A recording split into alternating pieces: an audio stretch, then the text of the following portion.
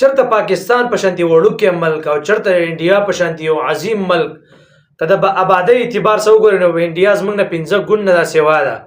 که د معیشت په اعتبار سره وګورئ نو انډیا زموږ نه تقریبا په 100 چنده باندې د هغوی معیشت زموږ نه ښه دی. که د پوځي طاقت ته وګورئ نو هغه په تقریبا 5م نمبر ملک دی، 4م نمبر، دومره قوي او سترانګ ملک دی. دغه رنګې آبادۍ لحاظ سره وګورئ نو په تمامه دنیا کې انډیا 1 نمبر ملک دی. بیم الله رب العزت پاکستان له فتح ورکړه. بیم الله رب العزت پاکستان دغه رنګ دي مسلمانان له فتح ورکړه. ولې دا الله رب العزت خصوصي امداد دی. دا الله رب العزت د مسلمانانو سره خصوصي امداد دی. الله رب العزت په مسلمان باندې دومره خفه کیږي.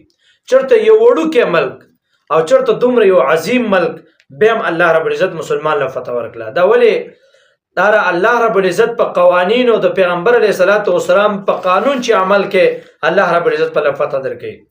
دا په دې کې زمونږ لپاره یو لوی سبق دی. دیو په سحر کې حمله وکړه، په سنت طریقه باندې عمل وکړه. دغه رنګه هغوی په جمعات باندې حمله وکړه، دوی راولګېده هغوی چې کوم د عبادت ځای و هغوی راوشته.